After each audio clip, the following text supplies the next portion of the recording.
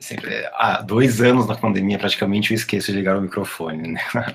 Bom, obrigado, Felipe, pelas palavras, obrigado, Maria Luísa, professor Paulo, professora Maria Luísa, professor Paulo, pelo convite a organizar o fórum e fazer uma palestra sobre o massacre Rohingya. Isabela, obrigado por ser mediadora, enfim, a gente já se encontrou em alguns momentos e, enfim, foi ser muito interessante ser mediado por vocês.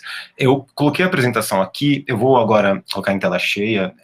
Felipe, caso não se mexa, por favor, me avise, porque não estou vendo mais vocês.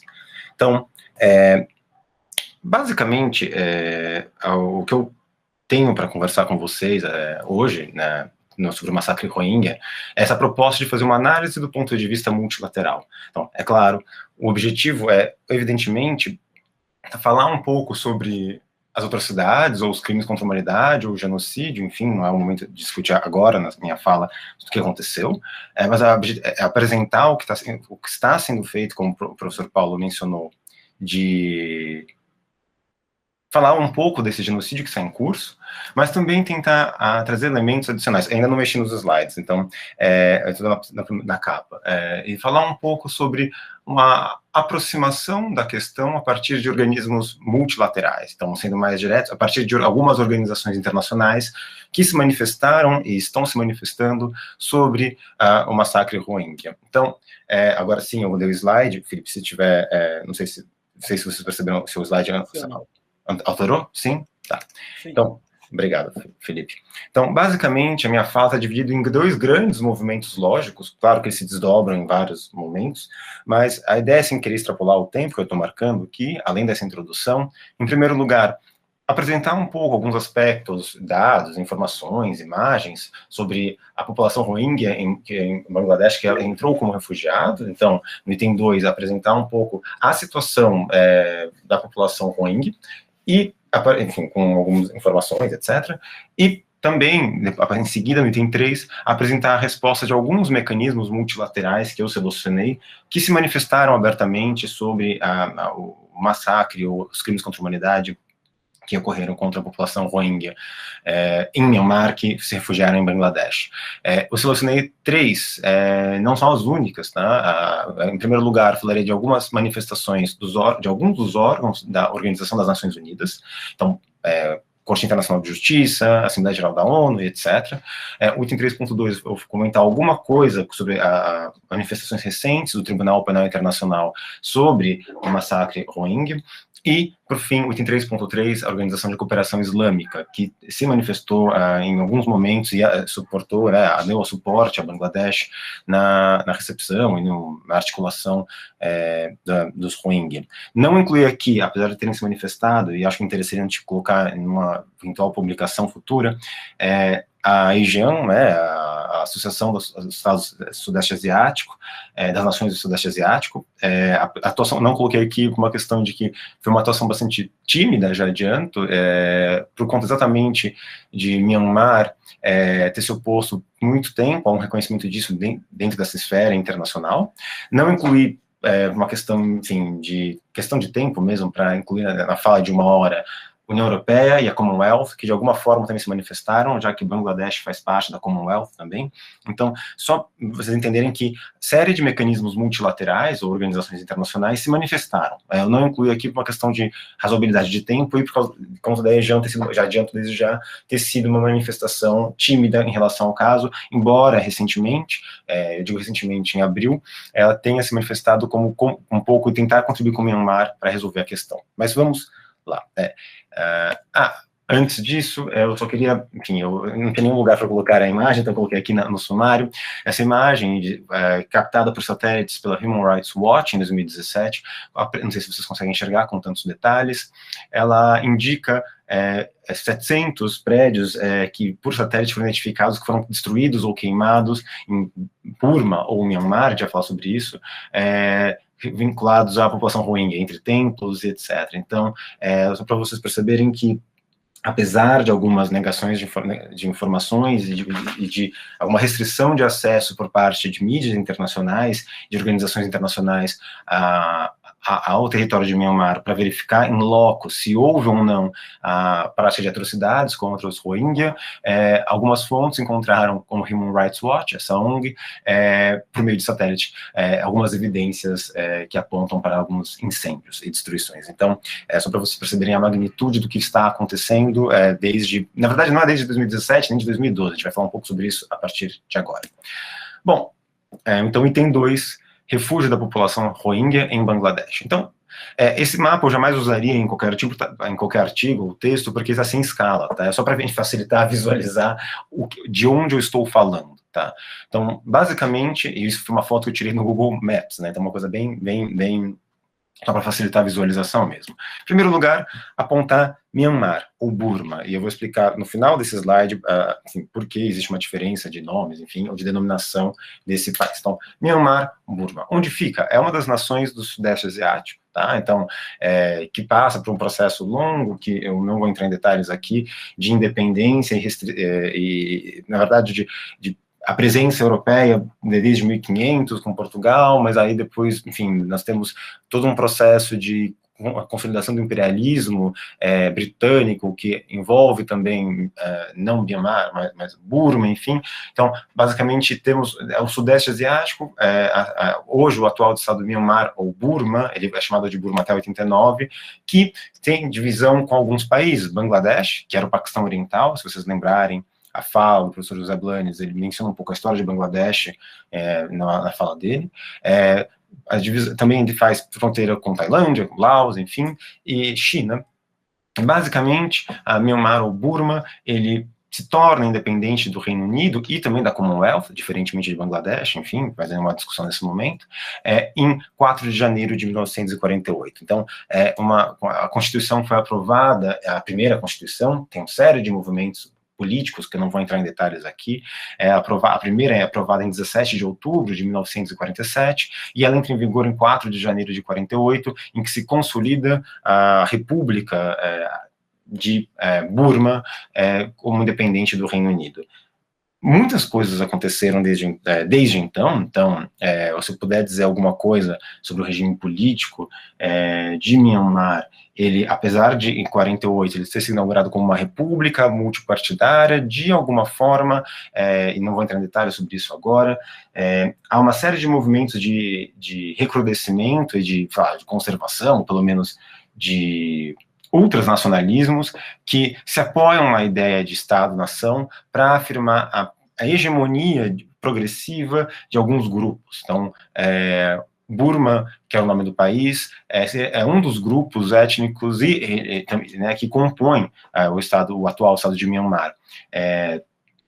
Nós temos os Mon, que tem uma origem nos mongóis, nós temos os Xin, os Kachin, que tem uma certa origem, tem uma origem étnica chinesa, nós temos tínhamos indianos, né, enfim, então, e também, enfim, diferentes grupos étnicos que se mantinham. Então, é um complexo de etnia muito grande que tem uma construção desde, isso é o que eu mais perdi tempo, digamos assim, para compreender a composição étnica de Myanmar, isso vem desde tempos antes de Cristo, né? Então, é uma grande composição cultural, étnica e também religiosa, porque não temos, se a população, a maioria da população de Burma ou Myanmar, ela se identifica com o budismo. Primeiro, tem vários budismos, tem um tipo de budismo lá que é considerado o majoritário, mas nós também temos católicos protestantes, nós temos muçulmanos, nós temos hindus, então, hinduís, né, então nós temos diferentes segmentos religiosos e étnicos que compõem esse país hoje, mas que não é alguma coisa recente, é alguma coisa que tem milênios de história. Então, não é o caso de entrar aqui nessa discussão, porque também não é uma aula de história nesse momento, né? Alguma discussão que a gente vai conversar ao longo, até provavelmente nas perguntas. De qualquer maneira, o nome hoje do país é Myanmar, mas ele foi por muito tempo, até 1989, conhecido como Burma. E eu vou falar no final desse slide porque houve alteração e porque alguns não concordam tanto com o nome Burma ou Burma, mas não vem ao caso agora. Quem são os Rohingya, né? Os Rohingya também são aquilo que a gente chamaria de minoria muçulmana em Arakan. Como assim? E eu vou explicar um pouco sobre isso.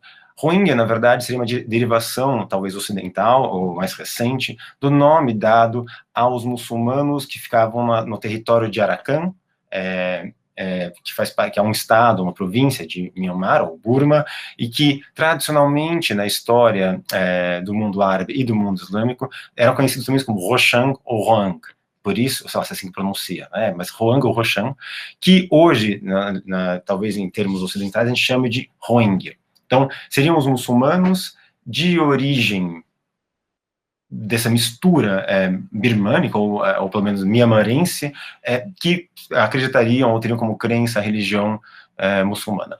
E eles residiriam nessa região de Rakhine, em termos, escrito tradicionalmente mencionado para autores árabes ou islâmicos, que se chama Arakan, que fica nesse...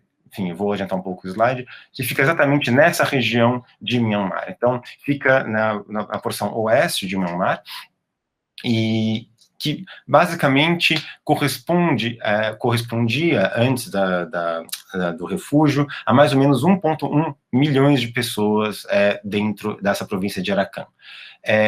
O que corresponde antes do período de 2017, o refúgio, a mais ou menos 50% do total de muçulmanos em Myanmar. Digamos que a população muçulmana em Myanmar é cerca de 4% da população total, tendo como um total cerca de 2 milhões de muçulmanos habitantes e cerca de mais ou menos 1,1 milhões de pessoas seriam muçulmanos residentes nessa província, nesse estado de Rakhine ou Arakan.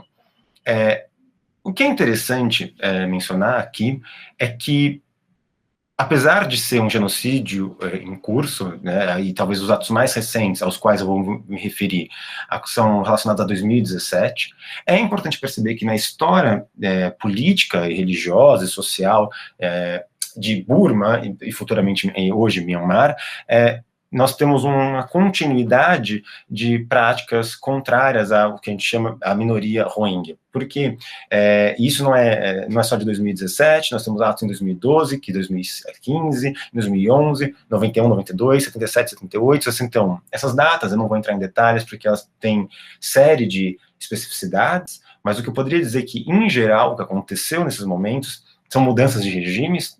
Digamos que em 62 há um golpe militar em Burma que toma o poder e fica até 72, 74, mas na verdade ele segue até 88, 89, segue mais ou menos até hoje. Mas são momentos, de uma certa forma, estou fazendo uma análise rápida, porque em 2016 há uma eleição democrática, enfim, no país, mas ainda assim há uma grande força política dos militares. Mas de qualquer maneira, todos esses momentos que eu mencionei, que estão colocados aqui, 61, 77, 78, 91, etc., são momentos em que, por algum motivo, a população Rohingya foi perseguida pelo Estado de Burma, e hoje Myanmar, por sua luta contra um processo que é conhecido na literatura como burmanização. Como eu disse, Myanmar ela é composta étnica e religiosamente por diferentes grupos, desde antes do período colonial britânico, desde antes do século XIX e de muito tempo. E a partir da segunda metade do século XX, quando Burma se torna independente do Reino Unido e assume a ideia de discurso de nacionalismo, em alguns momentos, quase sempre, esse discurso nacionalista veio acompanhado não só de independência em relação ao Reino Unido e ao Commonwealth, mas também um discurso de nacionalização que implicaria a burmanização da população, ou seja, disseminação do alfabeto, de idioma, de práticas religiosas, limpeza étnica, mais negação de autonomia. Então, em 61, por exemplo, há um movimento no estado de Arakan que busca garantir uma independência, ou pelo menos maior atividade, a maior autonomia dentro de uma federação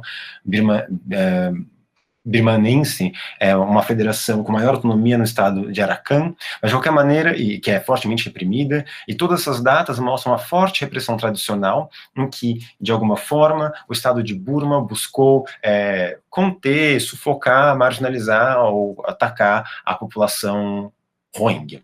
E quando eu digo burmanização, não vem só com uma questão cultural, étnica, linguística, vem com uma dimensão religiosa também, porque se trata também de alguns chamariam de budificação, né, digamos assim, das crenças. Seria algum tipo de a série de ataques constantes às crenças muçulmanas da população Rohingya, que ganham maior reconhecimento internacional nos últimos anos por algumas práticas. De qualquer maneira, sendo rápido aqui, e seguindo na minha fala ainda nesse slide, o que eu quero deixar claro é que nesses movimentos, atos que acontecem há 50 anos contra a população Rohingya e com a população de Arakan, na verdade estão relacionados a essas lutas, não vou dizer por reconhecimento, mas sim, por reconhecimento, mas lutas políticas e também lutas armadas também e sociais, para evitar que a população Rohingya fosse eventualmente pudesse perder a sua característica identitária como população Rohingya e eventualmente população Rohingya muçulmana. Então, a ideia é que é uma luta contrária a esse processo de hegemonização por parte de uma postura nacionalista identitária de Burma vinculada a uma religião budista. De qualquer modo, essa é a constante, pelo menos que eu encontro na literatura, falando sobre a situação da população Rohingya em Myanmar, e momento peculiar da história de 1980, em Myanmar, em Burma ainda, em 1980, é que existe um recrudescimento, então, apesar de ter algumas movimentações políticas tendendo à democratização, há um reforço da atuação militar, da junta militar sobre Myanmar, sobre Burma, que em 1982 culmina com um ato que retira a cidadania da população Rohingya. Eles são considerados, a partir de então, não como cidadãos do estado de Burma, mas sim como bengalis, que é o nome que se atribui à população que mora em Bangladesh, bengalis imigrantes irregulares, por eles serem considerados muçulmanos, né, por eles acreditarem no Islã, por eles se considerarem como Rohingya, por eles se considerarem como muçulmanos, eles não seriam mais considerados cidadãos de Burma, portanto, eles são reconhecidos com esse ato de retirada da nacionalidade, que está vinculada a uma dos movimentos constitucionais do governo militar de Burma, se tira a nacionalidade deles e se passa a tratá-los como imigrantes irregulares, já que eles não são bengalis autorizados a estar no território de Burma, eles não são cidadãos, são pessoas que não deveriam participar do escopo político de Burma. Isso acaba ganhando maiores contornos de revolta perante a população Rohingya em 1989, porque existe um processo que é capitaneado pela junta militar, em 89, em mudar os nomes, as designações, as capitais e a capital de Burma. A partir de então, Burma, em 89, muda de nome para Myanmar. Qual que é a justificativa disso? A justificativa da junta militar é que Burma se referia a apenas uma população, a um dos grupos étnicos que comporiam Myanmar. Então, seria mais includente com relação aos outros grupos étnicos, esse é o discurso oficial, colocar o nome de Myanmar, que seria um nome neutro, né, ou pelo menos mais imparcial, ser o povo da terra, enfim. Mas o que se coloca é que, na verdade, Myanmar, e isso, enfim, eu confio nas fontes, eu não consigo verificar isso, Myanmar seria, na verdade, uma outra forma de falar Burma no alfabeto birmânico, ou seja, seria, na verdade, uma outra maneira de ainda reafirmar cada vez mais as raízes da etnia burmense, sobre todo esse território de Myanmar. Então, alguns grupos indicam que não seria adequado chamar Myanmar de Myanmar, porque seria uma forma de reforçar a hegemonia dessa etnia burmense, enfim, burmânica, nesse território. O que é interessante, além disso, se altera o nome desse estado. O estado, tradicionalmente conhecido como Arakan, que está relacionado, que seria identificado à minoria muçulmana, de alguma maneira, ele muda de nome para o estado de Rakhine. Então, Rakhine seria o nome, todo mundo, né, como eu mencionei, autores islâmicos e árabes, tradicionalmente se referiam a esse território como Arakan. O que se tentou fazer em 89, há 32 anos, acho que 32 anos, foi colocar um outro nome, então chamar o local não mais de Arakan, mais de Rakhine, porque seria a versão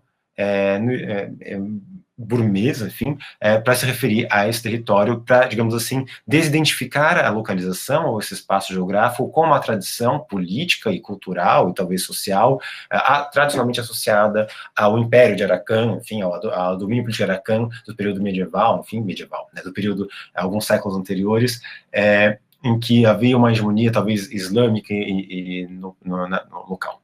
Então, a capital da cidade, do país também altera, antes do Império Britânico, chamava-se Malaya, ficava bem ao norte do país. Durante o Império Britânico, ele altera a capital para o sul, a cidade de Rangoon, mas acontece que com esse movimento de 1989, a ditadura militar de Myanmar muda para termos estratégicos, mais em tese, essa é a ideia, para Naypyidaw, para a capital ser mais centralizada no país. De todo modo, o que eu quero colocar é que tudo isso para tentar apresentar alguns elementos, ainda que básicos e rápidos, sobre a atuação, enfim, sobre quem são os Rohingya, onde eles estão, porque eles estão em Myanmar, e como se chegou a esse momento atual. O que é interessante, o último dado, é que, porque eu coloquei essa outra seta, é porque enquanto a província de Arakan fica no oeste do estado de Myanmar, quando começa o movimento de refugiados, quando começam as atrocidades contra a população Rohingya, os refugiados se dirigem a Bangladesh e se concentram nessa cidade de Bangladesh, cidade de Bengali, conhecida como Cox's Bazar. E é isso que é o que a gente vai investigar no próximo slide. O que acontece? Então, ainda com relação ao refúgio da população Rohingya em Bangladesh. Nós temos alguns movimentos de refúgio mais recentes. Então, de 78 a 1991, e esses dados são retirados do Acnur e da Organização de Cooperação Islâmica, eu esqueci de mencionar, de 78 a 1991, nós temos um movimento populacional de mais ou menos 200 mil refugiados Rohingya em Bangladesh. Esse movimento acontece em 2012, 2016 também, mais ou menos 400 mil refugiados, e culmina no movimento recente a partir de 2017, então é um movimento que continua, tá? Vocês vão perceber a partir de informações até o final desse slide, que se percebe que cerca de 700 mil refugiados só em 2017 se deslocam para Bangladesh, e se deslocam especificamente para essa cidade, Cox's Bazar, mas vão direto para o campo de refugiados, conhecido como Kutupalong Balukai, é um complexo que, não sei se dá para perceber nessa foto, é bastante grande. É uma cidade, e quando eu digo uma cidade, não só em termos de tamanho, uma cidade, essa foto foi tirada do site do Acnur em 2019, e foi tirada por um fotógrafo chamado Philip Hübner em 2019.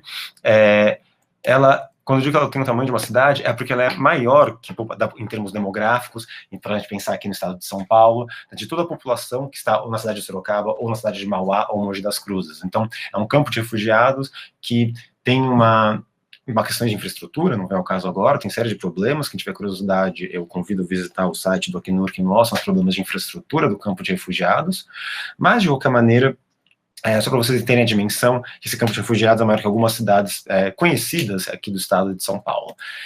Hoje, como eu disse, o movimento de refugiados começou em 2017, mas não terminou. Hoje, dado do Acnur de 31 de julho de 2021, aponta que no campo de refugiados, Kutupalong Balukai, nós temos mais ou menos 890 mil refugiados, dos quais, enfim, é um cálculo aproximado que eu fiz a partir dos dados deles, 51% são mulheres e 48% homens, 49%, enfim, dos quais 37% são crianças, ou seja, população com menor de 12 anos,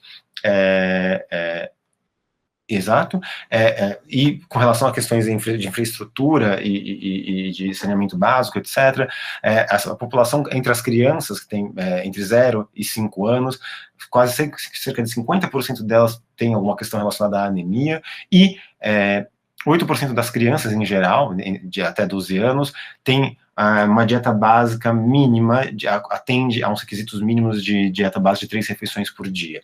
E, por fim, nós temos, em termos demográficos ainda, 3,7% de idosos, ou seja, população maior de 60 anos, habitando nessa grande cidade, conhecida como Campo de Refugiados Rohingya em Bangladesh, Kutupalong Balukai. Agora, tudo bem, eu falei só dos Rohingya em Bangladesh. Mencionei para vocês que é um movimento constante de quase 50 anos, ou 60 anos, aliás, desculpa, de, ainda que não consecutivos, mas sistemáticos, perseguições de diferentes formas na população Rohingya por parte do Estado de Burma e depois de Myanmar. Então, do que essas pessoas fogem, ou do que essas pessoas fugiram? Então, aqui ainda, com relação ao item 2, refúgio da população, por que elas se colocaram como refugiadas? Então, basicamente porque algumas ações foram praticadas em Myanmar desde sempre, mas, já vou falar um pouco sobre isso, mas em termos recentes se tornaram até mais intensas, tá? Essas informações eu tiro a partir das fontes dadas por organismos da ONU, né, Organização das Nações Unidas, por parte de relatórios produzidos pela Organização de Cooperação Islâmica, então por isso que eu mencionei que seria um ponto de vista multilateral, também produzido por ONGs como a Human Rights Watch e a Anistia Internacional. Então, só alguns relatos feitos a partir de testemunhos, etc., que junto aos Rohingya, que de alguma forma apontam para o que aconteceu. Então, desde 1982, os Rohingya são considerados como imigrantes irregulares, ou seja, apesar de terem sido terem nascido em Arakan, no território de Myanmar, a partir de 82, quando se tira a nacionalidade, a forma de se mencionar, ou de se oficialmente se referir aos Rohingya, é como imigrantes ilegais, ou imigrantes irregulares, como muçulmanos bengalis que não estão legalmente presentes no território de Myanmar. Tanto que, quando digo que são muçulmanos bengalis, a ideia é dizer que eles são etnicamente distintos de nós, essa é a ideia, nós somos burmeses, eles são bengalis, têm uma nacionalidade distinta da nossa, que não é a nossa, talvez seja de Bangladesh, mas não nossa, e são religiosamente distintos de nós. Nós somos budistas na maioria, e eles são muçulmanos. Então a ideia é que, desde 82, são considerados juridicamente e também politicamente como imigrantes irregulares, pessoas que não estão de acordo com as normas de direito nacional interna, né, as normas internas de direito nacional, para ocupar e habitar o território de Myanmar. É interessante que quando se faz o registro em carteira de identidade da população, desculpem, da população Rohingya, se proíbe que eles coloquem nos documentos de identidade que eles são Rohingya, porque eles são obrigados a colocarem que eles são bengalis, porque Rohingya diria que eles são ainda vinculados ao estado de Arakan, que não existe mais, e Rohingya indicaria que eles teriam alguma aderência, alguma origem territorial dentro do território nacional de Myanmar. E o que se coloca é que não, eles têm que se identificar como bengalis, porque eles não são Rohingya, eles não têm origem, proveniência territorial aqui dentro. Então, desde 82, portanto, são considerados como pessoas fora do lugar e pessoas indevidas, porque não estão de acordo com a legislação nacional mianmarense. O que é interessante é que isso não é simplesmente um ato simbólico, não é simplesmente um ato que que constrói e aprofunda essa diferenciação entre Rohingyas e myanmarenses, porque, na verdade, isso promove, não só indicar que os Rohingyas não são mais myanmarenses, mas são muçulmanos bengalis ilegais, e não têm nacionalidade local, isso já promove alguns tratamento discriminatório. Várias vezes a gente menciona aqui no fórum a ideia de direito ter direitos da Hannah Arendt.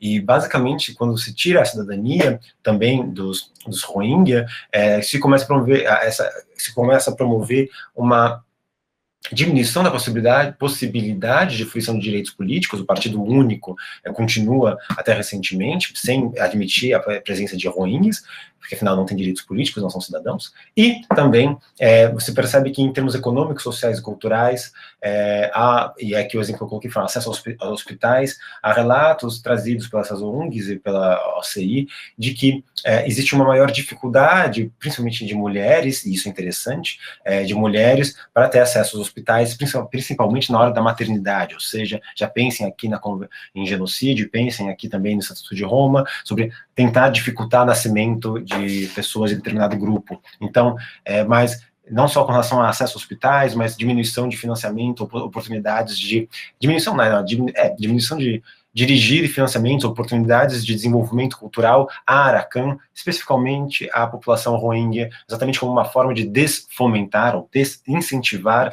a dimensão cultural, política, econômica e social e social da população Rohingya. Mas que mais? Além disso, né, além do tratamento discriminatório, além dessa dificuldade de acesso aos hospitais, tem mais alguma coisa que aconteceu? Sim. O que se percebe, e isso é crítica feita pela Organização de Cooperação Islâmica, pela Human Rights Watch, Anistia Internacional, ONU, enfim, existe a percepção de que não, há uma restrição de liberdade de imprensa local e também de acesso à imprensa ou a organismos internacionais para visitar Myanmar e para verificar o que está acontecendo no local. E, recentemente, a partir de 2017, a série de relatos que registram que militares vinculados ao governo militar, enfim, de Burma e Myanmar, e multidões, ou seja, a sociedade civil organizada em termos de multidão, desde 2017, de maneira indiscriminada, ou seja, de maneira não só aleatória, mas geral, se dirige a perseguir mulheres, homens, crianças, bebês e idosos que se identificam ou são identificados com a população Rohingya em Myanmar. Para ser mais específico na narrativa, enfim, se percebe que desde 2017, e em 2017, na verdade, que motiva a fuga, ou pelo menos a busca de refúgio em Bangladesh pelos Rohingya, assassinatos em massa, alguns dizem sistemáticos, mas cerca de 7 mil mortos, e os relatos em choros, que pelo menos é o que está escrito nos relatórios, é que as mortes foram feitas diante dos próprios familiares, com crueldade, e aqui peço perdão para narrar essa situação, de, enfim, pegar crianças e bater com a cabeça delas até a morte em árvores. Então, basicamente, assassinatos com requintes de crueldade, especificamente direcionados por multidões e por militares contra a população Rohingya. Eu acho importante fazer um parênteses na minha fala aqui, porque, enfim, vem uma coisa na minha cabeça agora que está relacionado à apresentação. É importante perceber que os grupos militares que ocupam o poder em Myanmar têm origem nas guerras de libertação, independência e nacionalismo de Burma em 47, 48, primeiro contra a Inglaterra, depois contra o Japão, enfim, não vou entrar em detalhes agora, mas perceber que existe uma identificação de nacionalismo, militarismo e religião, o budismo, nesse caso, em Myanmar. Então, essa conjugação de fatores, enfim, não ouso falar sobre religião, porque não entendo muito do budismo, então não vou dizer que, não vou entrar em questões religiosas, mas, de alguma forma, essa conformação, essa conjugação de fatores de nacionalismo, homogeneidade, criação de Estado independente, uso da força para afirmar a autoridade do Estado, e essa identificação com um certo tipo de etnia, um certo tipo de religião, é o que talvez tenha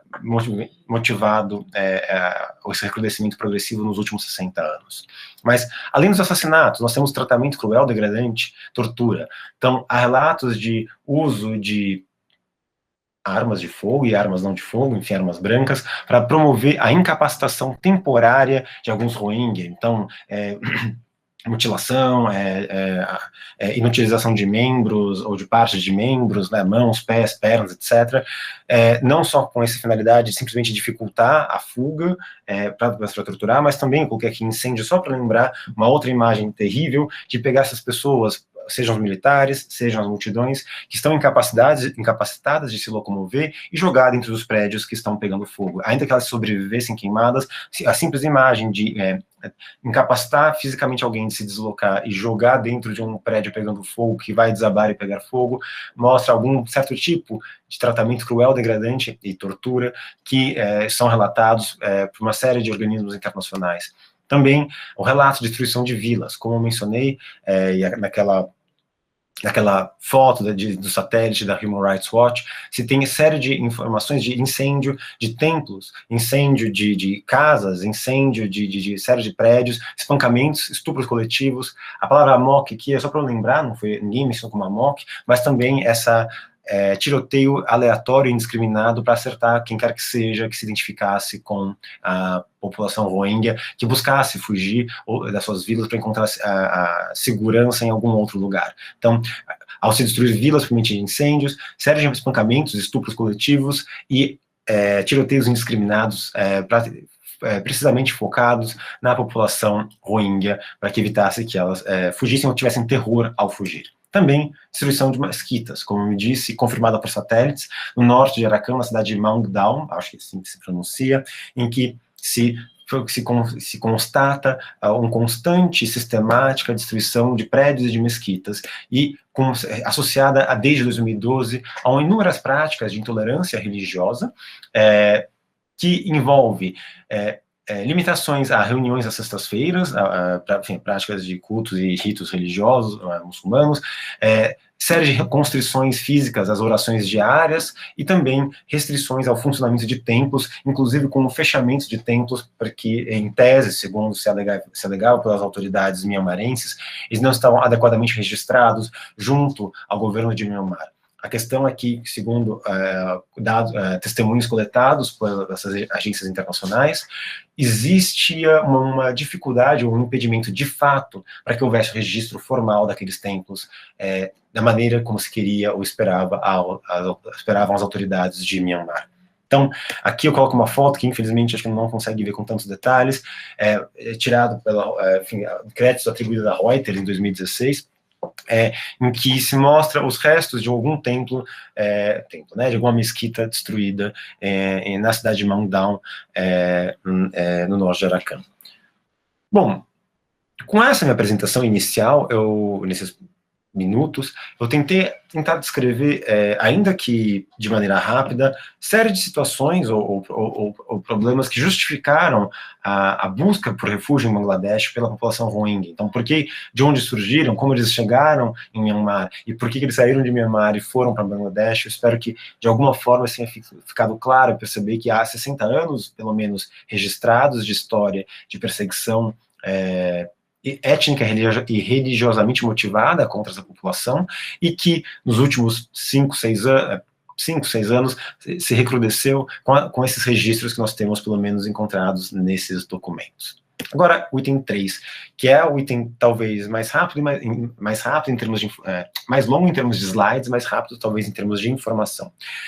Alguns mecanismos multilaterais responderam a essa situação. Então, por isso que é uma análise do ponto de vista multilateral. O que a comunidade internacional, o que as organizações internacionais fizeram diante dessas manifestações recentes? Então, eu pego um recorte a partir de 2017, com relação ao deslocamento populacional Rohingya em direção a Bangladesh. Eu digo isso porque há algum registro, tanto na Assembleia Geral da ONU, no Conselho de Segurança da ONU, por exemplo, de manifestações com relação à situação de violência política em Myanmar, com relação a grupos minoritários. Mas ainda assim, meu foco aqui foi se concentrar nas manifestações mais recentes. Então eu começo aqui com a ONU. E aqui eu começo com o Acnur, o Alto Comissariado das Nações Unidas sobre Refugiados. Então, em 2017, o Acnur reconhece os Rohingyas em Bangladesh como refugiados. E isso é importante porque, enfim, a gente conversa sobre isso em alguns momentos ao longo daqui do fórum, isso cria direitos à população refugiada, isso cria deveres e responsabilidades aos países de origem e recepção, e mais importante, isso de certa maneira estimula a articulação de entidades junto ao Acnur. Atualmente, de acordo com o Acnur, nós temos 130 entidades trabalhando em conjunto, ONGs e etc., para tentar prestar assistência à população Rohingya dentro dos campos. Os campos de refugiados. Então, fornecimento de alimentação, o grau mínimo de educação e instrução, saúde, mapeamento de desastres naturais, a região onde está localizado o campo é diretamente afetada por enchentes, inundações vinculadas às monções, construção ou reconstrução de moradias, saneamento básico, entre outros. Então, quem tiver curiosidade sobre as atividades, eu convido vocês a, mais uma vez, olharem o site do Acnur, que não só temos fotos, mas temos algumas informações, dados e mapeamentos bem interessantes e tristes, na verdade, sobre o que como a situação dos Rohingya no campo de refugiados em Bangladesh, que são assessorados pelo Acnur.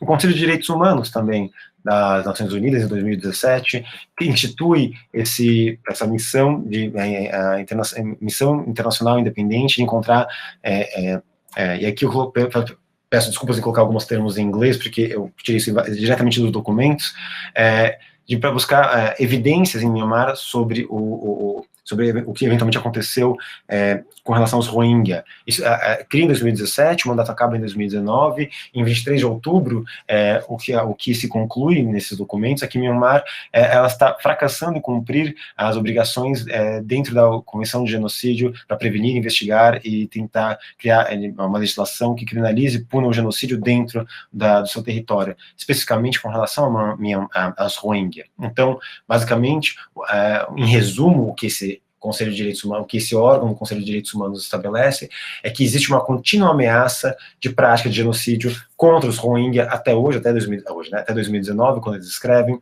esse relato com relação à população Rohingya em Myanmar. Em 2019, o Conselho de Direitos Humanos da ONU cria também esse mecanismo de investigação independente para Myanmar, com o objetivo de, e isso é muito interessante em termos de estratégia jurídica política, de preparar arquivos e organizar os arquivos para facilitar um futuro procedimento persecutório penal justo e independente, de acordo com as normas internacionais, perante qualquer tribunal que tenha ou tem competência para julgar esses crimes. Então é muito interessante que o Conselho de Direitos Humanos começa a arquivar, registrar, organizar documentos e informações para assessorar um tribunal nacional, regional ou internacional, para que possa, eventualmente, punir pessoas que tenham cometido crimes internacionais, dito de maneira abrangente, genocídio, crime contra a humanidade, etc., dentro da situação da população Rohingya.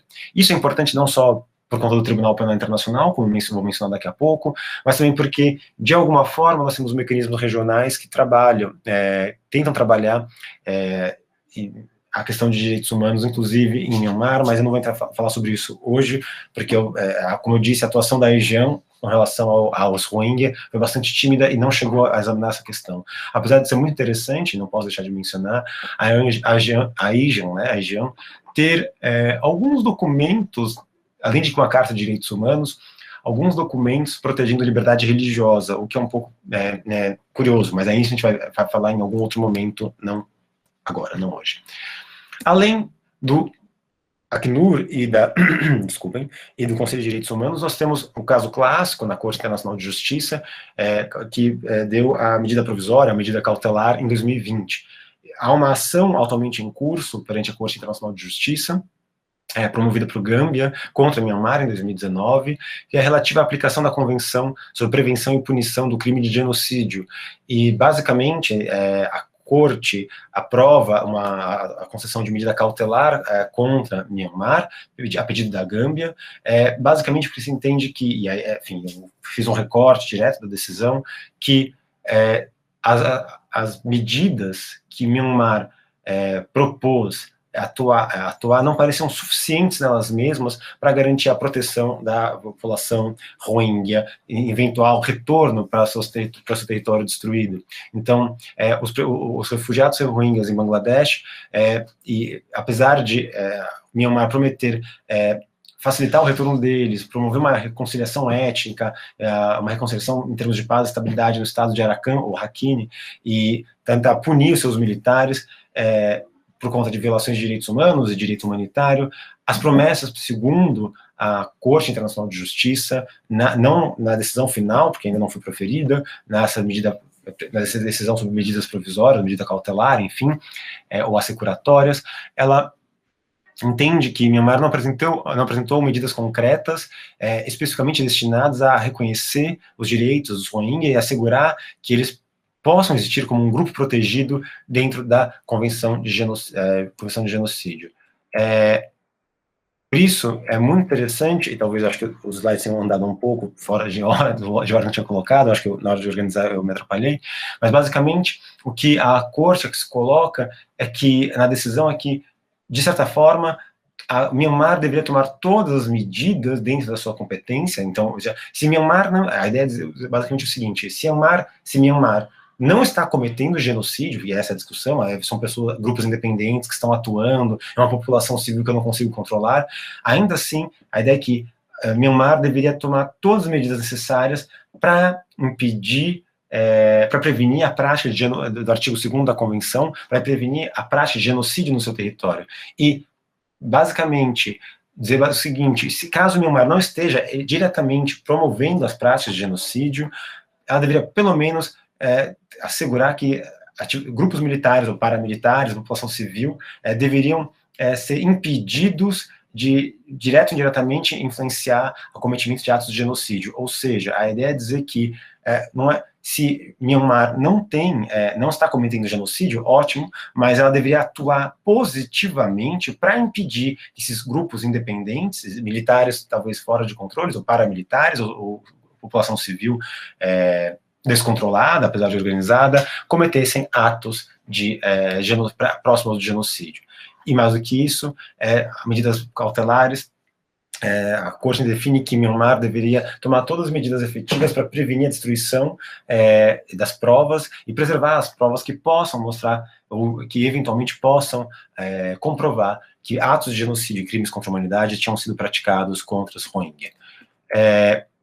Acho que isso eu falei que tinha saído fora de lugar, porque isso deve estar no comecinho. Então, basicamente, o que a Corte Internacional de Justiça coloca é que, basicamente ela coloca que parece que a população Rohingya em Myanmar é um grupo étnico, ou nacional, ou religioso, ou racial, que tem que ser protegido pelo artigo 2º da Convenção da ONU sobre a Prevenção do Genocídio, e que não é só o genocídio que é proibido, outros atos são proibidos pela Convenção: a conspiração para cometer genocídio, incitação pública direta para cometer genocídio, tentativa de cometer genocídio e cumplicidade em genocídio. Ou seja, a ideia é que o que se diz na Corte, se percebe que há níveis extremos de violência contra os Rohingya desde 2006 e 2017, e que caracterizariam uma opressão sistemática na perseguição dos Rohingya, e que, portanto, Myanmar seria responsável, se não diretamente por cometer genocídio, por ter facilitado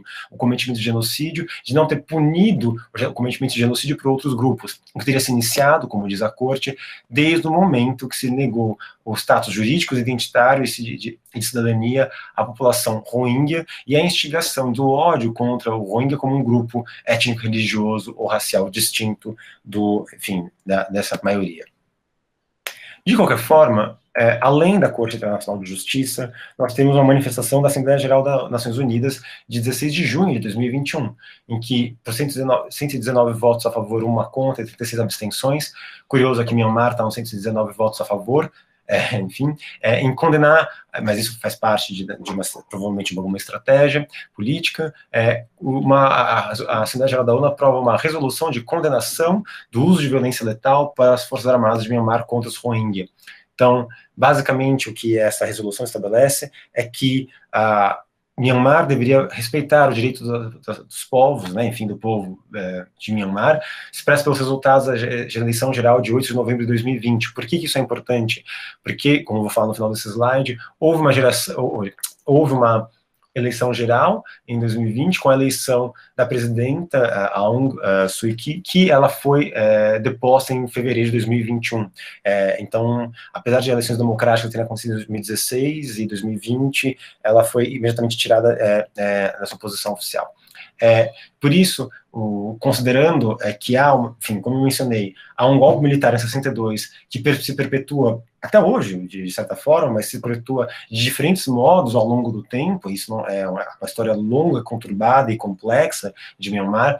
Hoje, Myanmar estaria nos últimos 5, 6, 10 anos buscando fazer uma transição democrática suave e progressiva, e que Myanmar deveria, e a comunidade internacional também deveria contribuir com Myanmar para buscar aos poucos fazer essa transição democrática, para voltar a abrir criar um novo parlamento democraticamente eleito. Isso porque houve um parlamento por um tempo em Myanmar que era com partido único, e depois isso é destituído e a junta militar toma supremos poderes dentro de Myanmar. Então, a ideia é fazer uma transição democrática para que Myanmar possa ser um regime democrático novamente e, o mais importante, submetido a uma ordem civil, uma ordem de um governo civil. E aí eu tirei o trecho, mas basicamente diminuir a presença de militares, enfim, na condução da máquina pública mianmarense para, com sucesso, promover algum tipo de redemocratização em Myanmar. Mais do que isso, aparece também na resolução da ONU, aí como mencionei, a liberação imediata e incondicional do presidente Win Myint e da conselheira de Estado, que foi presa, Aung San Suu Kyi, e outros que foram arbitrariamente detidos, presos charged, e acusados, e também imediatamente acabar com toda a violência contra manifestantes pacíficos e deixar de agredir com as Forças Armadas homens, mulheres, crianças e jovens que estejam pacificamente se protestando contra a permanência da ditadura, contra a permanência de práticas genocidas e crimes contra a humanidade. E isso é interessante porque, de alguma forma, como eu disse, apenas recentemente a região toma alguma iniciativa com relação a Myanmar, muito tímida, é verdade, e então a ONU ela estimula ou pede para que a Myanmar continue a agir com a região, que é uma organização internacional regional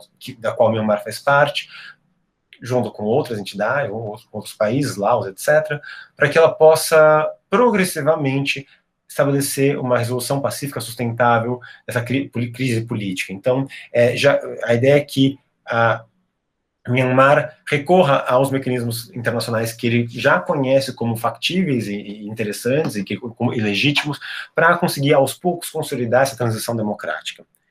Mas, como eu disse, e eu prometo que estou terminando, já estou há 51 minutos falando, temos também o Tribunal Penal Internacional, e aqui é rápido. O Tribunal Penal Internacional, em 4 de julho de 2019, a antiga procuradora, Fatou Bensouda, faz uma solicitação ao tribunal para iniciar uma investigação de todos os fatos que tenham acontecido a partir de 9 de outubro de 2016, para perceber se houve a prática de crimes contra a humanidade, ou genocídio, ou crimes de guerra, enfim, contra a população Rohingya por parte de Myanmar. E isso é interessante porque essa solicitação foi autorizada pelo Tribunal Penal Internacional em 14 de novembro de 2019, dizendo que se percebe que talvez em 2017, nas ondas de violência de 2017, alguns crimes contra a humanidade foram cometidos. Então a ideia é que o tribunal a procuradora estaria autorizada a partir de 2019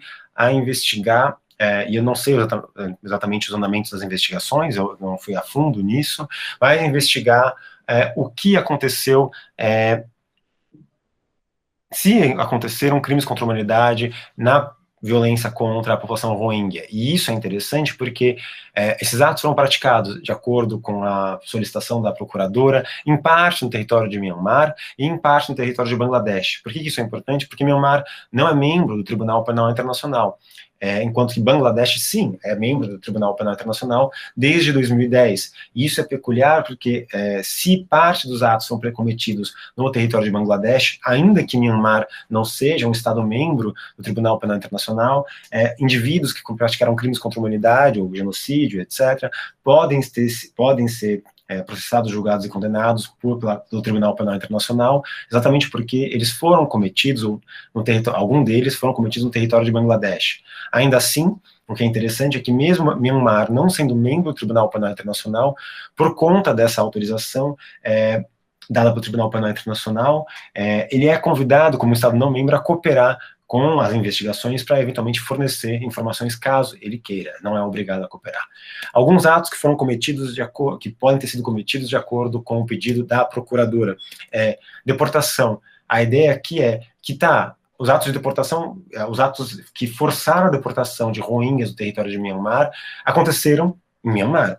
Mas a partir do momento que as vítimas cruzaram a fronteira, ou seja, e a deportação, segundo esse pedido, um elemento essencial depende de cruzar as fronteiras. Então, pelo simples fato de entrar no território de Bangladesh por deportação, isso teria mostrado, por exemplo, claro, estou sendo bem rápido na minha fala, isso justificaria perceber que crimes contra a humanidade foram cometidos em Myanmar e em Bangladesh, por causa da deportação. Outros atos desumanos, como eu disse, sofrimento e danos, graves violações de normas internacionais costumeiras relativas a pessoas deslocadas, impedimentos ou pelo menos limites a um retorno seguro ao seu estado de origem, e perseguição de pessoas com base em fundamentos religiosos e étnicos por meio de deportação e outras formas de danos severos contra essa população. Então, de certa forma, a investigação está sendo feita, não conheço mais andamentos disso,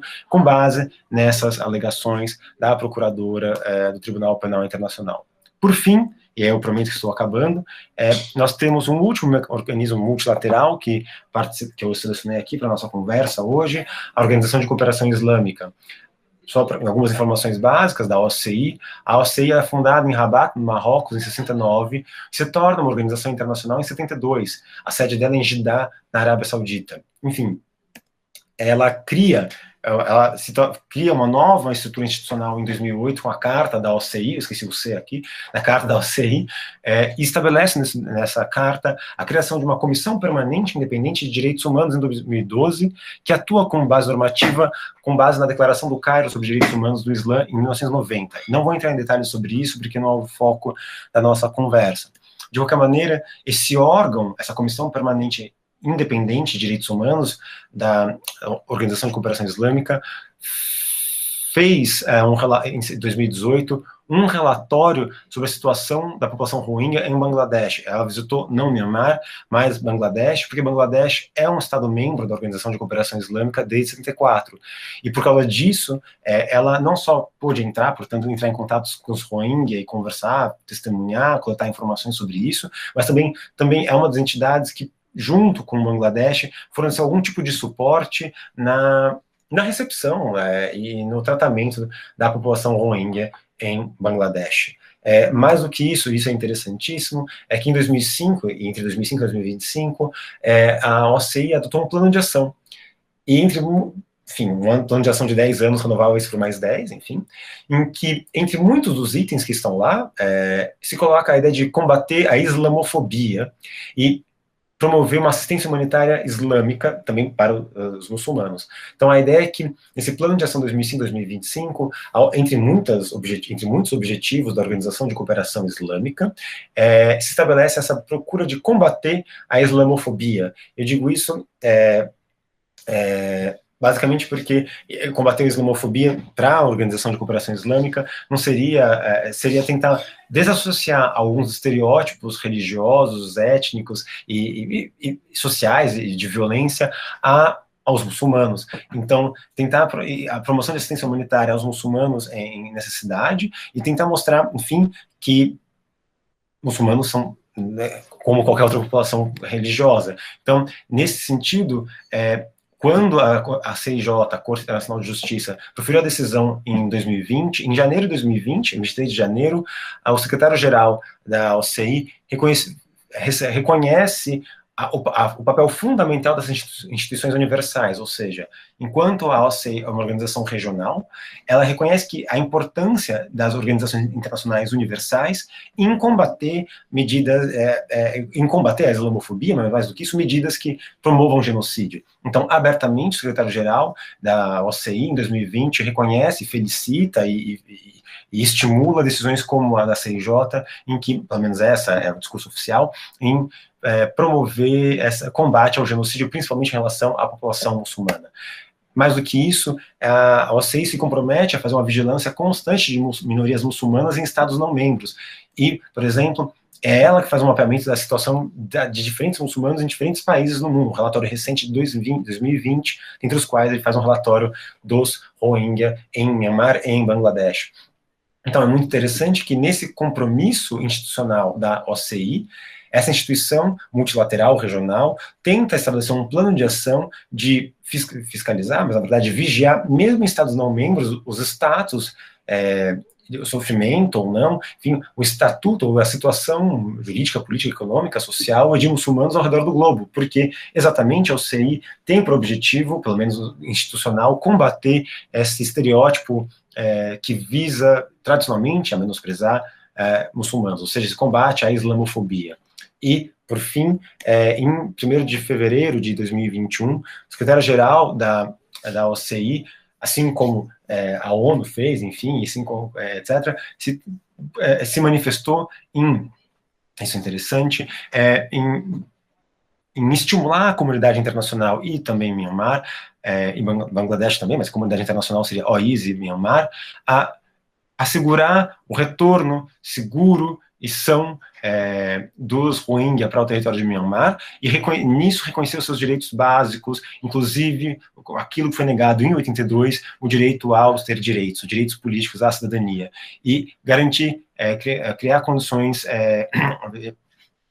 desculpem, condições mínimas para um retorno voluntário, ou seja, não obrigatório, portanto, não forçado, mas voluntário, para retorno saudável e digno dos Rohingya para Myanmar. Eu digo isso porque em entrevistas feitas pelo Acnur com o Rohingya, muitos se recusam a retornar porque eles têm medo de violação dos direitos, retornar a Myanmar, apesar de morarem no campo de refugiados, por conta de medo de nova violação de seus direitos humanos enquanto minoria, por conta dessa tradicional história de 60 anos de opressão e perseguição com base em questões religiosas. Eu termino minha fala com uma última reflexão, que não está em slide, e que eu só não coloquei porque eu sabia que ia demorar mais o tempo necessário, mas uma última reflexão. Eu, apesar de ter trabalhado com todos esses documentos e colocado a ênfase que se coloca na perseguição religiosa dos Rohingyas, o que eu gostaria de deixar claro é que, e isso é uma discussão que não é só minha, alguns autores também colocam, que é uma pena ver discursos religiosos serem utilizados como ideologia opressora, né? Eu digo que, eu penso, aquele parênteses que eu fiz na hora que foi dos assassinatos, quando se constrói um Estado-nação que está vinculado, que se consolida como um Estado-nação incorporando no seu maquinário público militares que trabalharam na independência e que progressivamente reforçam mecanismos de conservação e autoritarismo, e quando você mistura o nacionalismo com esse militarismo intenso, pós-62 até hoje, em Myanmar, e a isso se associa a ideia de religião, a ideia de alguma coisa de etnia como algo a ser colocado, como fé a ser imposta para as demais etnias e demais religiões, isso é alguma coisa que não só me preocupa, mas perde o próprio senso daquilo que tradicionalmente em Myanmar, enfim, em todo o Sudeste Asiático, e isso seria uma discussão longa da história do Sudeste Asiático, mas isso é contrário a uma certa tradição religiosa, digamos assim, local, pelo menos da região, em que a religião não é vista como um ato de fé a ser imposto, mas não é alguma coisa intelectual, mas alguma coisa do coração. Parece um pouco romântico isso, mas entender que religião é alguma coisa com a qual você compartilha e vive internamente em coletividade, não é alguma coisa que você impõe com relação aos outros. Então, claro que isso demandaria alguma discussão mais profunda e que não vou me aventurar nesse momento, mas com isso eu agradeço a atenção de todas e todos e estou aberto às perguntas. Muito obrigado. Obrigado, professor Arthur. Isabela, por favor. Obrigada, Felipe. Obrigada, Arthur, pela sua exposição. Eu, pessoalmente, já fiquei com algumas inquietações aqui, já fui fazendo minhas pesquisas paralelas aqui também, enquanto você falava. Eu queria saber como você vê a atuação de uma Nobel da Paz em defesa de Myanmar. E uma outra inquietação também minha se, no seu entender, há um reflexo desses casos no Brasil, ainda que sejam através de solicitações de refúgio.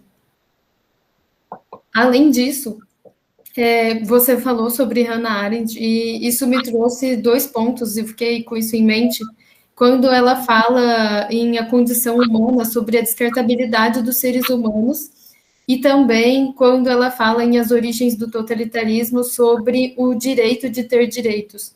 Acho que isso me lembra bastante a condição dos refugiados, do pessoal, dos Rohingya.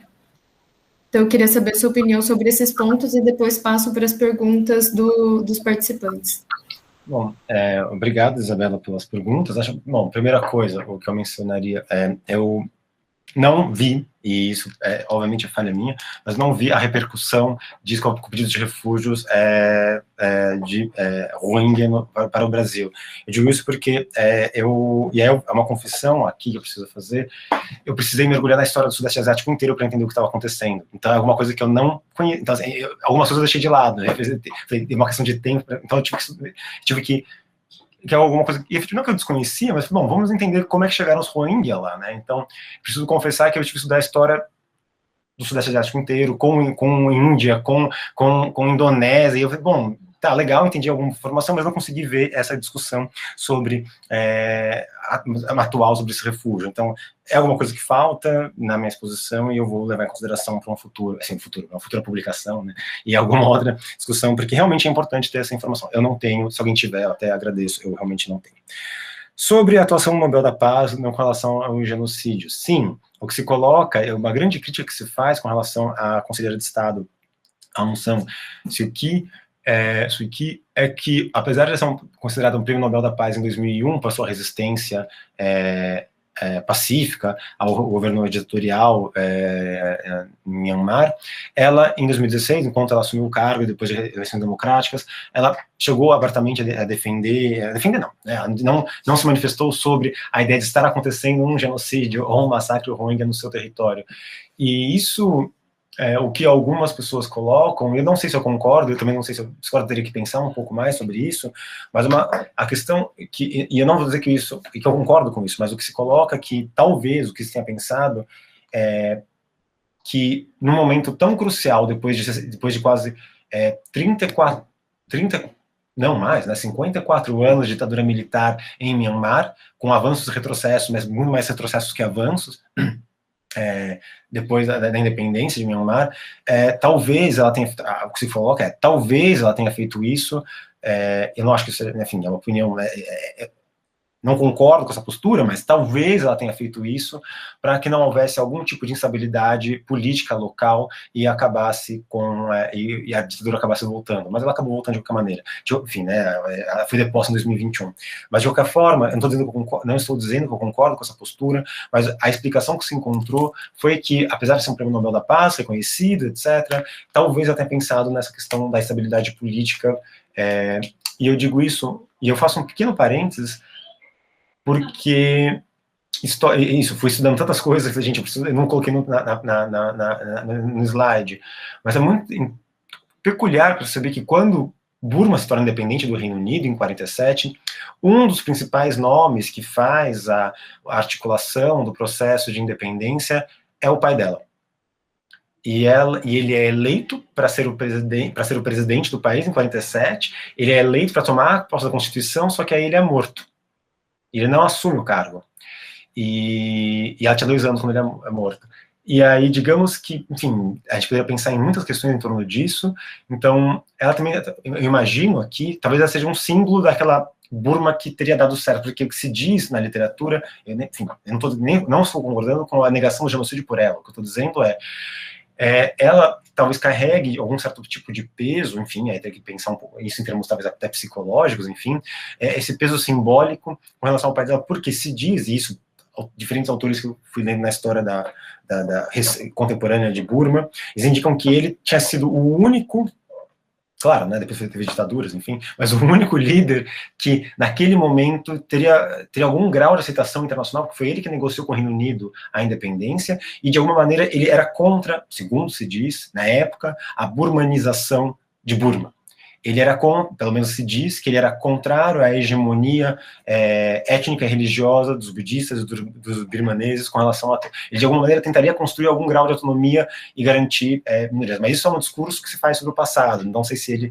Mas tem alguns discursos que ele registrados dele que apontam essa visão mais aberta dele. Enfim, não sei se isso teria sido mantido, mas é uma discussão que não tem como saber.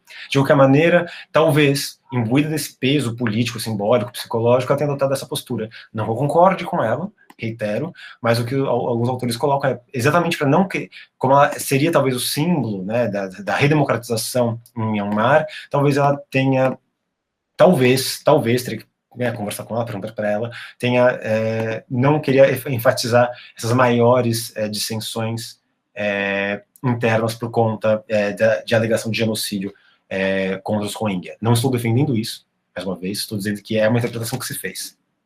Por fim, a sua última pergunta sobre a Arendt e a Hannah Arendt, né? A Arendt, né? Parece que é íntima. A Hannah Arendt, no texto dela, Condição Humana, a descartabilidade dos seres humanos, direito a ter direitos. Eu coloco parte da minha exposição em torno desse conceito. Quando não só eu, mas também todos os órgãos das Nações Unidas, inclusive a Organização de Cooperação Islâmica, apontam exatamente para isso. Talvez o início moderno, né, recente, de perseguição dos Rohingya esteja associado à privação da condição de cidadania, de cidadão, dos Rohingya. Então, eu não acho, na minha visão, e aí a gente precisaria de muito mais tempo para conversar, eu não entendo que seja só isso. É muito mais. Alguns até colocam que teve um papel fundamental, as redes sociais tiveram um papel fundamental em promover discursos de ódio, tem artigos científicos dizendo que algumas redes sociais, não vou dizer quais, né, mas teriam promovido e facilitado discursos de ódio contra os Rohingya. Também não entendo que seja só isso.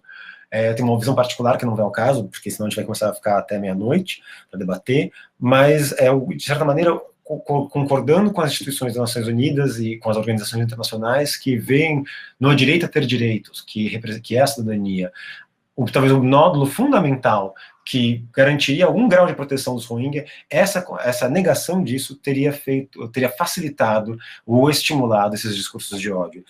A frase da Hannah Arendt, do texto da Condição Humana dela, é lindamente triste, em que ela diz: nunca, jamais, em hipótese alguma, ser humano foi suficiente para impedir o cometimento de atrocidades contra seres humanos. Fecho aspas. Ela disse: não basta ser humano, infelizmente, ela diz, infelizmente, ser humano não era suficiente para garantir a proteção de minorias, né, ou de populações. Precisava de algo a mais. Precisava-se do direito a ter direitos, precisava-se da cidadania. Então, no seu comentário, Isabela, é isso que eu, por enquanto, colocaria. Obrigada, Arthur. Eu trago aqui agora as perguntas dos participantes. Vou trazer em blocos, faço 2 perguntas e passo para você, para a gente ter uma continuidade do diálogo. A Sabrina Oliveira traz aqui a pergunta: Bangladesh considera os Rohingyas como bengalis? E a Hilda Soares traz aqui para a gente: na atual circunstância, eles podem ser considerados apátridas?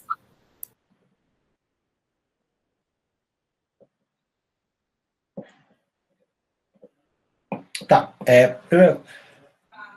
até onde eu conheço, do que eu levantei na literatura, enfim, nos relatórios do Acnur, Bangladesh se refere aos Rohingya como mianmarenses deslocados de maneira forçada. Ou seja, os bengalis, a população bengali, os órgãos oficiais bengalis, reconhecem os Rohingya como mianmarenses que foram deslocados de maneira forçada, pelo menos até onde eu conheço. Não sei se teve uma mudança na postura, mas essa é a posição até 2018 que eu tenho informação. Se seriam apátridas, uma pergunta que, em termos técnicos jurídicos, eu não sei se eu conseguiria responder, porque, obviamente, eu sei que são apátridas, mas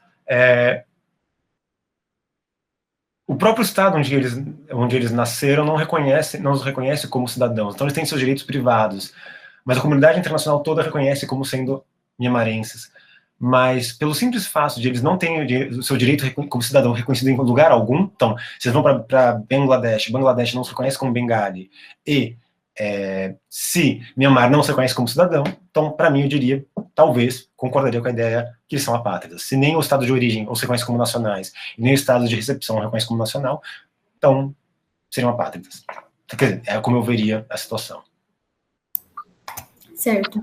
A Carla Mustafa traz que ela gostaria de saber como a proteção internacional de minorias é aplicada a questões complexas que envolvem etnia, religião e nacionalidade.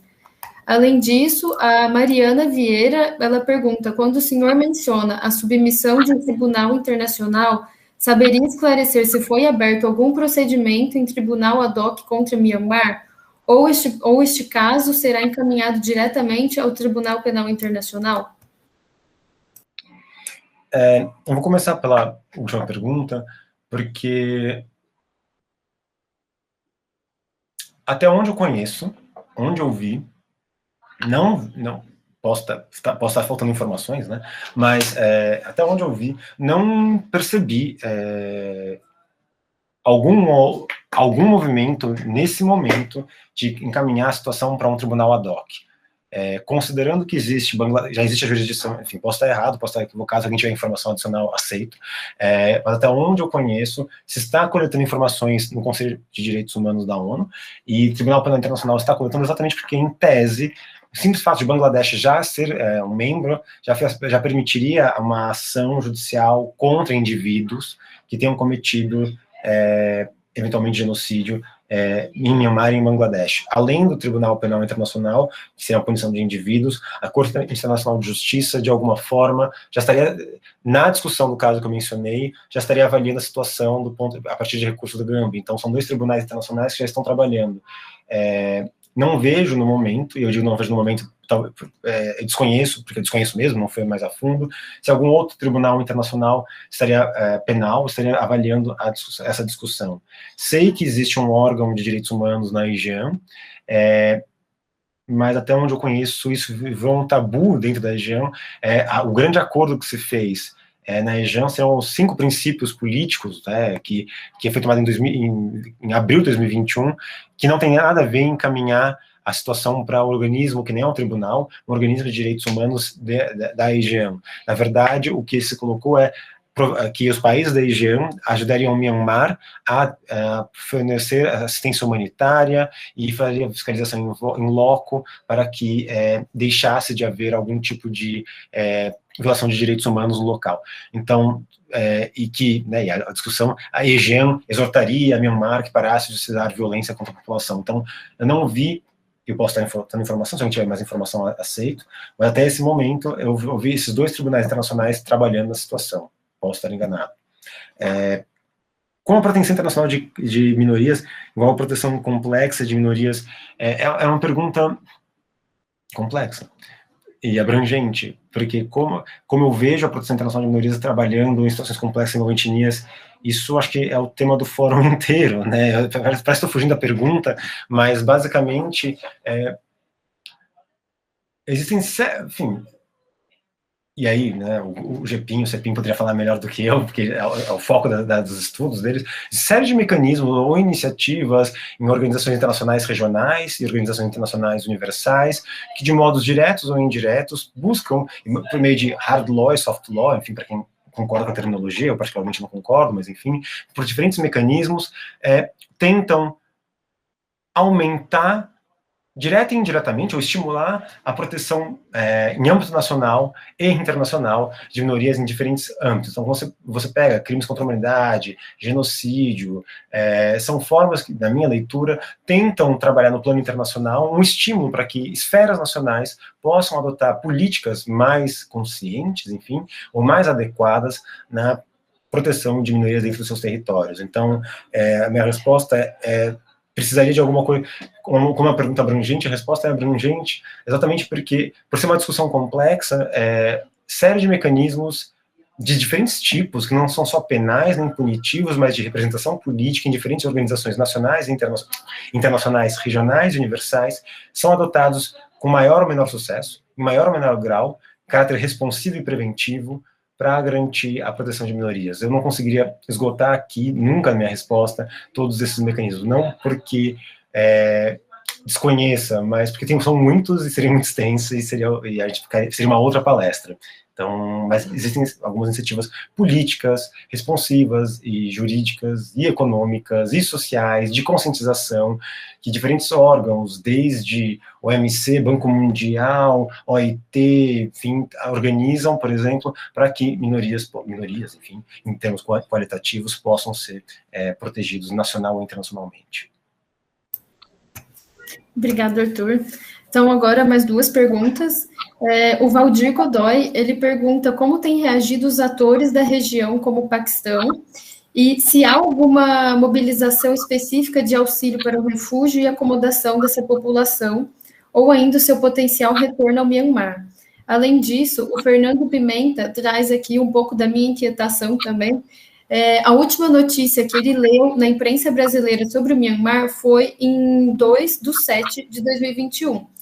Ele questiona, então, se haveria um silêncio da imprensa brasileira e da imprensa internacional sobre o que está acontecendo com os Rohingya, e se as imprensas do Paquistão e de Bangladesh estariam noticiando as hostilidades contra esses povos, ou se isso é que não chega até nós.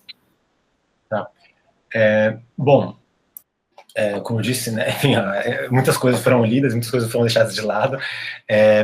Não encontrei, não exista. Acabei não olhando a reação de outros atores da região, como o Valdir mencionou, que seria o Paquistão. Não estou dizendo que não haja, eu só não verifiquei, não encontrei, provavelmente mas não sei. É interessante, não vou começar a falar de história, não é história, né, vou falar uma coisa, não vi exatamente como que o Paquistão se posicionou em relação a isso, mas pensando que faz parte da Organização de Cooperação Islâmica, eu imagino que, de alguma forma, ele concorde com o posicionamento da Organização de Cooperação Islâmica. Ele mesmo aprovou, assim como Bangladesh, o plano de ação de 2005-2025, então, provavelmente, há alguma orientação comum nesse sentido. Fora declarações da Assembleia Geral da ONU do Paquistão, naquela resolução que eu mencionei, enfim, que é a única manifestação que eu vi, mas é de concordar com a diminuição da letalidade do uso de forças letais por parte das Forças Armadas. Essa mobilização de auxílio, refúgio e acomodação e potencial retorno de Myanmar é exatamente, pelo menos parece ser exatamente, aquilo que o Acnur está fazendo na região em Bangladesh.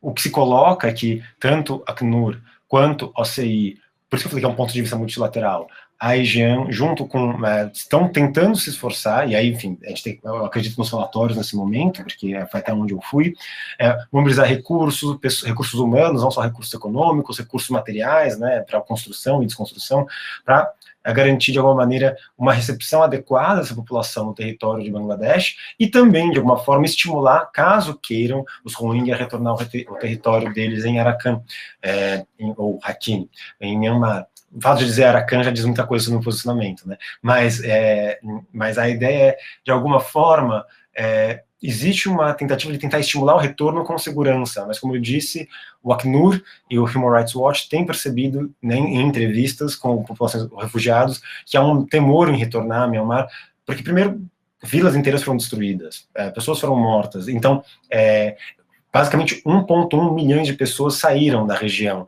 O que o Acnur coloca é que provavelmente há mais Rohingya morando fora do Arakan do que em Arakan. É quase metade da população muçulmana que vivia em Myanmar está em Bangladesh. Então, esses laços sociais, esses laços familiares, esses laços simbólicos, laços territoriais, foram quebrados por todas essas atrocidades foram cometidas. Então, existe o que se coloca que tanto a Corte Internacional de Justiça, a OCI, a IGAN, a Acnur e Myanmar, estão dizendo que sim, estão se posicionando para tentar estimular um retorno voluntário ao território dos Rohingya, ao território de Myanmar. Contudo, o que eu coloco aqui é que eu não sei se isso vai acontecer, porque por conta das condições materiais e imateriais que impulsionaram a saída. Então, só sei dessa mobilização, isso o Paquistão eu não sei o posicionamento. Com relação à pergunta do Fernando, que né, a Myanmar perde a maioria dos casos, eu tenho orgulho disso, que é escrito, se existe uma ciência da imprensa brasileira e da imprensa internacional. Não diria, eu sei que não foi a fonte que eu utilizei, mas eu sei que algumas das fontes mencionam, Al Jazeera escreve sobre isso, eu coloquei a imprensa internacional agora também, a Anistia Internacional escreve sobre isso, a Human Rights Watch escreve sobre isso, então de alguma maneira essa imprensa estrangeira ou internacional tem escrito. Agora, se a imprensa brasileira está deliberadamente fugindo a comunicação disso, eu desconheço, eu não conseguiria dizer se existe uma postura disso. Não poderia dizer sobre isso, mas existe uma cobertura. A BBC também fez cobertura sobre isso. Então, acho que é interessante que eu encontrei algumas reportagens da BBC também. Obrigada, Arthur, pela sua exposição e também pelas suas gentis e sinceras respostas. Eu agradeço também o convite ao Felipe e aos demais organizadores pelo convite aqui para a mediação e devolvo a palavra ao Felipe. Obrigado, Isabela. Bom, terminando, então, esse evento, passo agora a palavra para os organizadores, para suas considerações, começando pelo professor Paulo Barba Casella. Professor, por favor, suas considerações. Mais uma vez, muito boa noite a todos e muito obrigado Felipe, pela organização, obrigado, Matheus, e a toda a equipe da ESA que nos dão o suporte para esses eventos acontecerem e se desenrolarem pacificamente. Muito obrigado, Arthur, pelo trabalho de pesquisa, de apresentação que você fez, a Isabela pela mediação e a todos os participantes. Como conversamos no início da tua apresentação, é a dificuldade de trabalhar com um caso em andamento. Então, tem o desafio de ainda ter aspectos que não estão completados, ainda não estão documentados, e, ao mesmo tempo, é muito mais tristemente atual e relevante.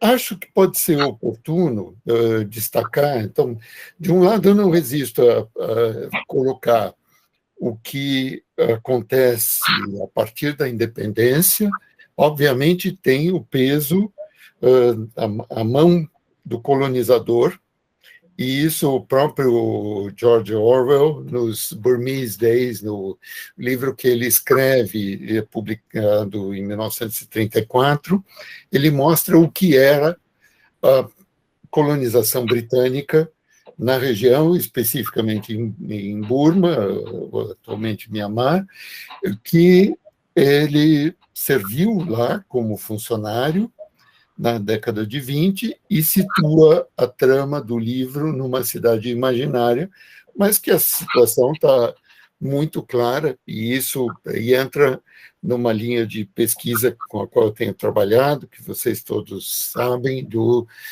direito internacional e colonialismo. Então, e quanto foi importante e é importante que o direito internacional se liberte do apoio e da conivência que teve com o fenômeno do colonialismo. Esse é um aspecto. O segundo aspecto, que a gente vê uma constante nos casos de genocídio. E um dos aspectos é o descolamento entre o Estado e o povo.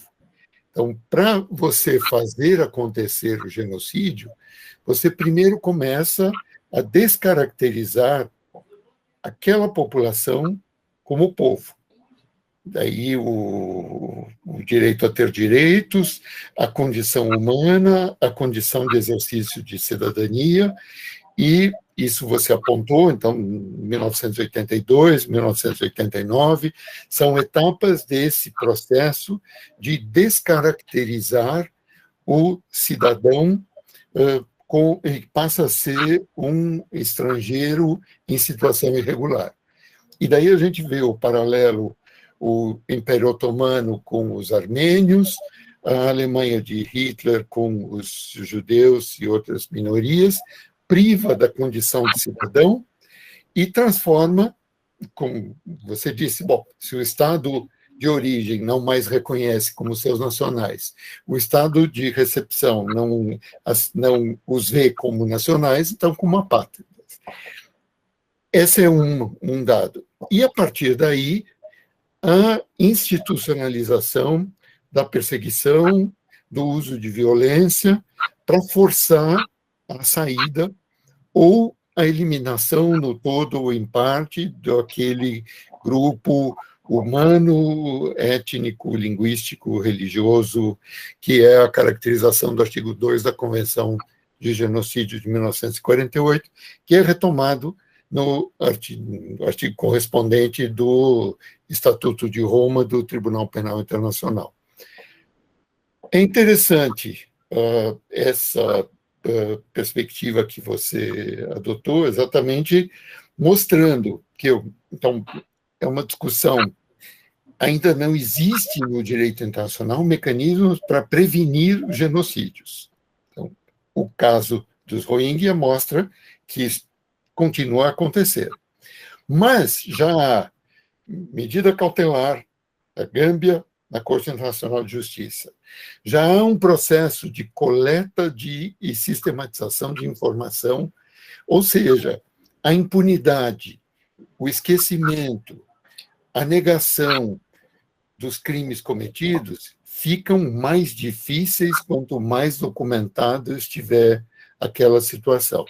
Então, esse caso que você nos trouxe, que é tristemente atual e preocupante, e concordo e vejo também com muita preocupação o que você apontou, que é penoso e triste ver o discurso religioso como base para opressão ideológica. E isso exatamente fica mais fácil de acontecer numa ditadura militar. Daí você não tem instituições, você não tem debate aberto, você não tem pesos e contrapesos, checks and balances, você não tem mecanismos para fazer valer garantias, quer do direito interno, quer do direito internacional. E essa é exatamente um ponto em que eu acho que há algum progresso a apontar em relação ao que aconteceu final do século XIX, início do XX, com o genocídio armênio, com o genocídio do Zerero na atual Namíbia, e com todos os outros que nós já discutimos das 12 palestras do ano passado e uma boa parte das 20 palestras deste ano que já foram apresentadas. Então, esse caso recente em andamento traz elementos nos quais a gente pode ver uma constante. Essa descaracterização da condição humana, da condição política e do descolamento entre o povo e o Estado, que daí cria um espaço que favorece a perseguição, a aniquilação, a expulsão, o deslocamento forçado.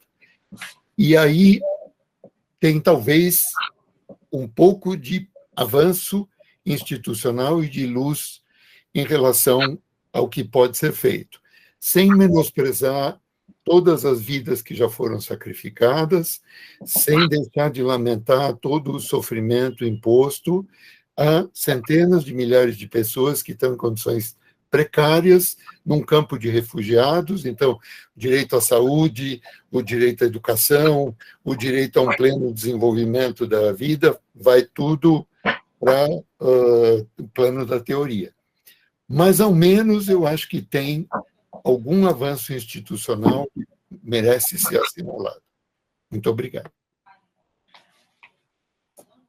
Professora Maria Luísa, por favor, suas considerações.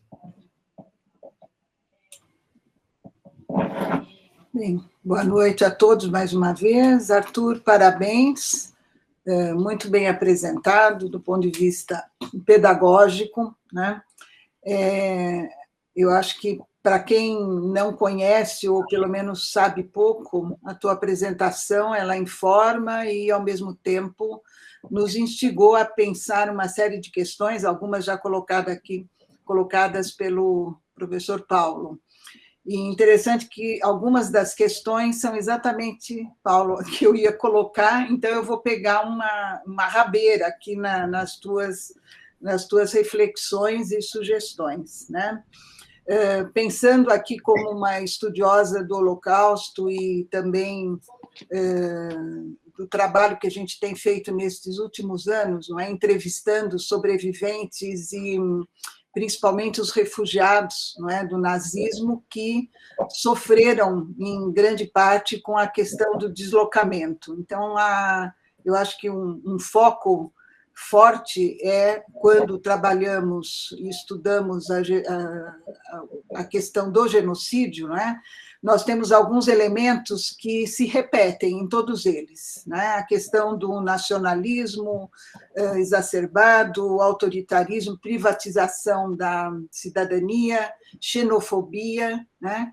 E eu queria acrescentar aqui um elemento importante, enquanto historiadora, né? E acho que isso interessa também a todos que aqui nos ouvem, que é a questão metodológica, né? Eu tenho usado muito nas minhas aulas e orientações o livro do Carlo Ginzburg, né? Que sugere a aplicação de um paradigma indiciário, onde nós devemos, enquanto pesquisadores, sair em busca dos sinais e dos vestígios e das marcas, né? E as marcas de um genocídio, anos depois, ou enquanto aqueles que estão em andamento, são fundamentais para a comprovação, né, do crime de genocídio, ou seja, crime contra a humanidade. E então eu queria sugerir que você também acrescentasse depois no seu artigo, né, uma reflexão sobre a importância da preservação da documentação, né? Eu quero lembrar que uma das atitudes primeiras dos nazistas, no momento em que eles tiveram certeza de que os aliados estavam chegando e abrindo os campos de concentração, foi a destruição de provas. E então, hoje, felizmente, nós temos, né, uma série de estratégias de registros e de divulgação, não é, do que está acontecendo. Então, a fala do Ginsburg é muito interessante nesse sentido da busca pelos vestígios, e aí eu ressalto também da importância do registro, né, lembrando aqui a questão do genocídio armênio, né? Por exemplo, nós temos fotografias que são fundamentais, não é, para a comprovação do genocídio enquanto né, um dos elementos essenciais para um dos primeiros genocídios do século XX. A outra questão, que também é uma recorrente da tua colocação, quando você falou em censura, em tortura, em deportação, né? A questão da censura, na hora já me remeteu às teorias de Michel Foucault sobre a questão do controle dos corpos e das mentes, né? Uma das primeiras atitudes do Estado Nacional Socialista foi exatamente o controle dos corpos, no sentido de aprisioná-los em campos de concentração, em prisões, né? E a mente, as mentes, vamos dizer assim, a prisão de intelectuais, fechamento de escolas, principalmente escolas onde havia uma concentração grande de judeus intelectuais, e a queima dos livros. Eu quero lembrar uma das expressões, e que é muito recorrente também, a Inquisição, onde um dos perseguidos, na época, cristãos novos, referiu-se exatamente, quer dizer, onde se queimam livros, se queimam homens, né? Homens no sentido tanto homens como mulheres, mas usando aqui a frase dele. E então essa a outra questão também importante, acho que traz também uma reflexão muito rica, é pensarmos a desumanização, não é, dessas pessoas que, além de perder a cidadania, ao serem forçados a se deslocar para um outro lugar, que vai ser para elas um não lugar, né, nos remete a uma autobiografia filosófica muito interessante do Wieland Flusser, que é Bodenlos, né? Quando ele, forçado a emigrar, ele começa a questionar a perda, né, da sua cultura, a perda do seu idioma e a perda do lugar. Então, ele diz, é como não estar no mundo, né? Eu estou fora de Praga, eu estou fora da minha pátria-mãe, e eu sou uma pessoa que não tem lugar, eu não tenho espaço, eu não tenho nome, e ele vai fazendo uma reflexão muito interessante a partir daí.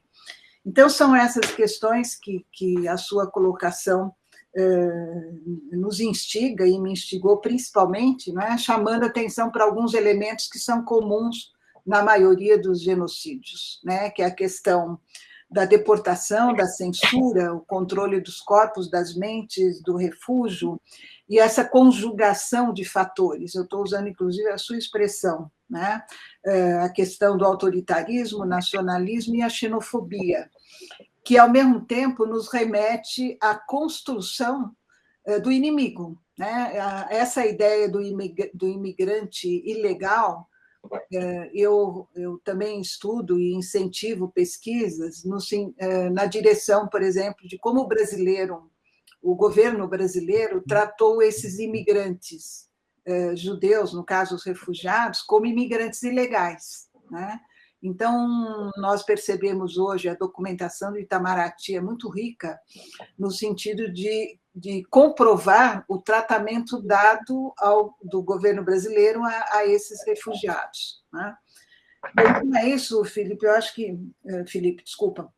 Arthur, E então, mais uma vez, parabéns, e acho que você traz aqui uma importante contribuição, é um tema muito pouco, eu acho que pesquisado, e futuramente o seu artigo aqui pode, e vai com certeza, acrescentar muito à historiografia dos genocídios, né? Principalmente pensando aqui no fórum e a contribuição que o fórum pretende trazer no sentido de combate, não é, a futuros genocídios, e muitos dos quais em andamento. Eu acho que o alerta, né, que o fórum emite a cada reunião é muito importante. Então, mais uma vez, parabéns, e aproveito para agradecer a participação da Isabela, do Felipe, do Paulo, e também você, Arthur, enquanto um dos organizadores. Então, é isso. Obrigado, professora Maria Luísa. Professor Arthur, por favor, suas considerações finais aqui hoje. Obrigado, Felipe. Bom, agradeço as palavras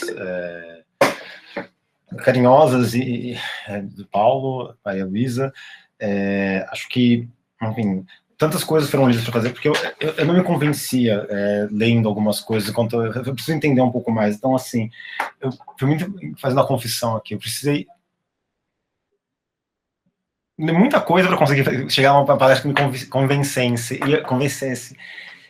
convencesse. Nossa, até não sei mais falar. E aí foi muito interessante, porque tantas coisas, informações que precisavam ser coladas. Eu falei, gente, mas a palestra vai passar 5 horas, que precisava falar do processo, a presença do Império Mogul, o reino de Bisnaga. Eu falei, gente, não, pera, não dá para colocar a história do subcontinente indiano, mas não dá, tá, então vamos reconstruir. E foi muito, eu concentrei no genocídio, mas é muito interessante ver tanto a história recente, como as questões se colocam, e acho que todo os comentários que vocês mencionaram dos avanços institucionais, a importância de registro de documentos, de informações, é